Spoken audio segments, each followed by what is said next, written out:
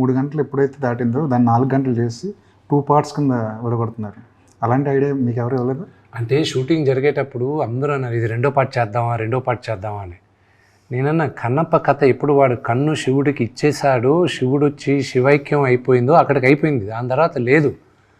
దాని తర్వాత మీరు క్రానికల్స్ ఆఫ్ కన్నప్ప అని ఏమైనా బిఫోర్ దేవుడు భక్తుడు ఏమైనా పెడితే అది ఓకే, కానీ ఇది కుదరదు. But see the whole idea, నేను కథ రాసుకున్నప్పుడు ఏంటంటే నాకు బాగా ఎక్సైట్ అయింది రాసే దాంట్లో.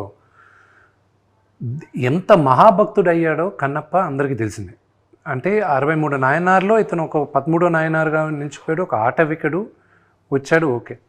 బట్ ఇంత మహాభక్తుడు అవడానికి ఎంతగా ద్వేషించాలి దేవుణ్ణి ఇతను, ఎందుకు ద్వేషించాడు ఫస్ట్ పాయింట్ రావాలి.